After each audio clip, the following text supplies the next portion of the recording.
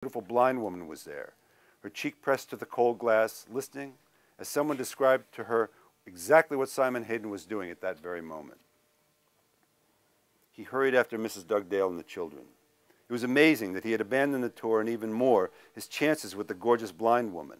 But the moment he realized who had been leading those kids across the street, Hayden knew that he had to talk to her. Because her third grade class had been so important to him? No.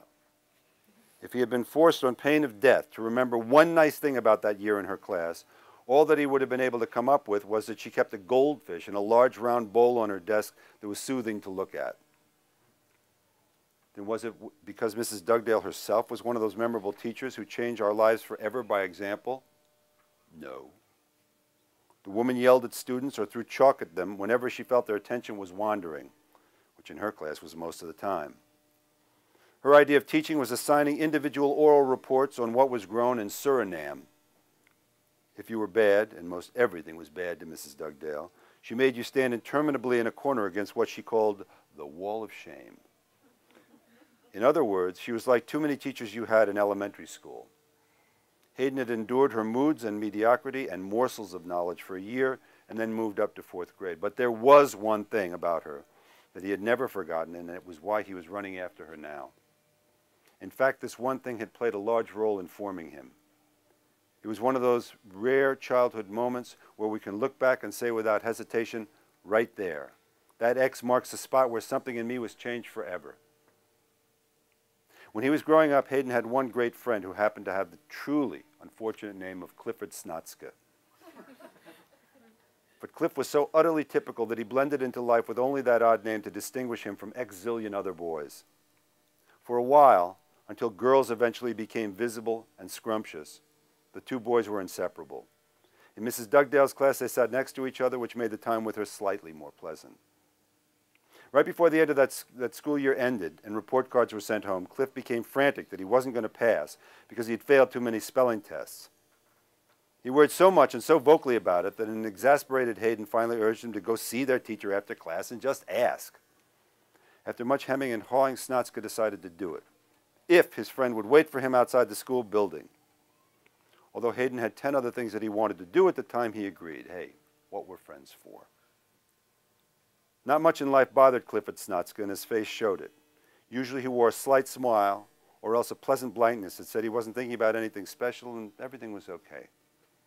But when he emerged from the school half an hour later, his cheeks were the red that accompanies great humiliation or a bad cry.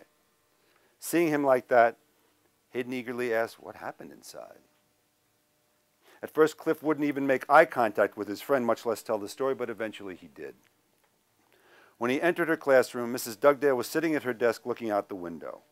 Always one to mind his manners, Clifford waited until he was noticed. When she asked what he wanted, he told her in as few words as possible, because all of her students knew that Mrs. Dugdale liked a person to get right to the point. But instead of looking in her grade book or giving him a lecture on how to improve his spelling, his teacher asked what kind of name Snotska was.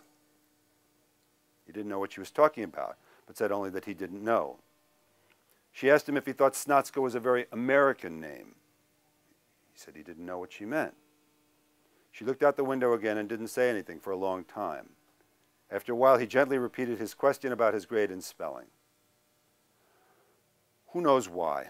Who knows where such a thing came from in the woman, but Mrs. Dugdale then turned to this little boy and said, "Get down on your knees and ask me, Clifford. Get down on your knees and ask for your grade in spelling." Kids are dumb. They're trusting and they have faith in what adults tell them because adults are the only authorities they have ever known. But the moment he heard this order, even dumb Clifford knew that what Mrs. Dugdale was telling him to do was both wrong and extraordinary. But he did it anyway. He got down on his knees as quickly as he could and just as quickly asked for his grade. His teacher looked at him for a few seconds and then told him to get out. That was the story. If Hayden hadn't known his friend well, he would have thought Snotska made the whole thing up, but he hadn't. Before there was a chance to say or do anything, the front door of the school opened and Mrs. Dugdale emerged carrying her familiar brown briefcase. She saw the two students, gave them a fake smile, and moved off. Both boys looked at the ground for a long time. They couldn't look at each other until she was gone because of their shared knowledge of what she had just done. Simon knew he had to act. Mrs. Dugdale had done a very bad thing to his friend, but Cliff would let it slide because he didn't have the guts to face her. Hayden did.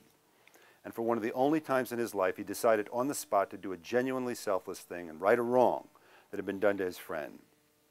Throwing Clifford a reassuring look, he trotted off in the direction of the faculty parking lot. When he got there, Mrs. Dugdale was already in her Volkswagen and the engine was running. When she saw him coming toward her car, she rolled the window down halfway. He would always remember that.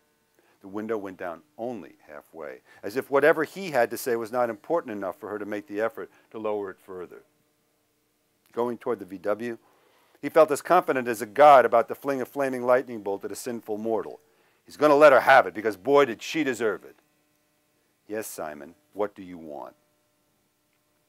He looked at her and panicked. Whatever godlike courage he had brought to the moment fled.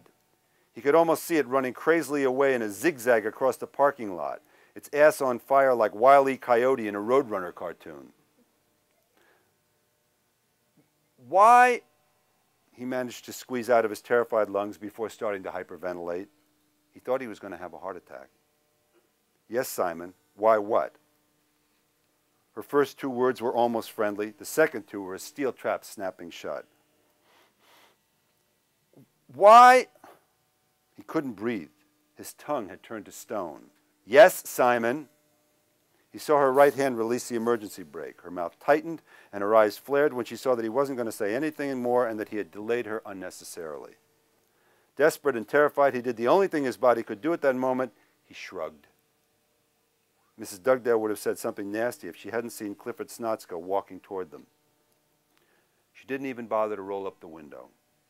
Putting the little car in gear, she shook her head and, gunning the engine, pulled away from Hayden. On and off for the rest of his life, he thought about that moment and what he should have done and said. It haunted him, as childhood memories so often do. He even dreamed about it at night sometimes, but always, even in those dreams, when his big Cinerama, Dolby sound surround moment came to be valiant, he chickened out. Well, not this time, by God. He'd been having a rough go of it recently. Maybe seeing Mrs. Dugdale on the street now for the first time in 30 years was a test.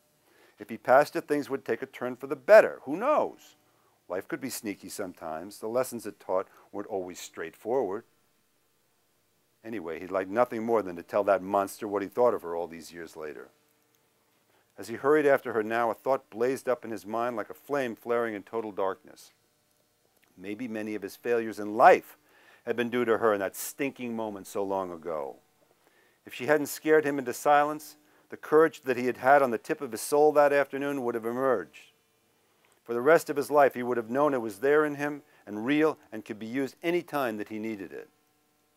Rather than a botched, half-assed, bill-laden, dead-end life full of microwave meals and lousy smells, Hayden might have been a contender, if it hadn't been for Mrs. Dugdale. So he speeded up his pace. A few moments after he caught sight of her, a car driving down the street lifted lazily off the pavement and began to fly.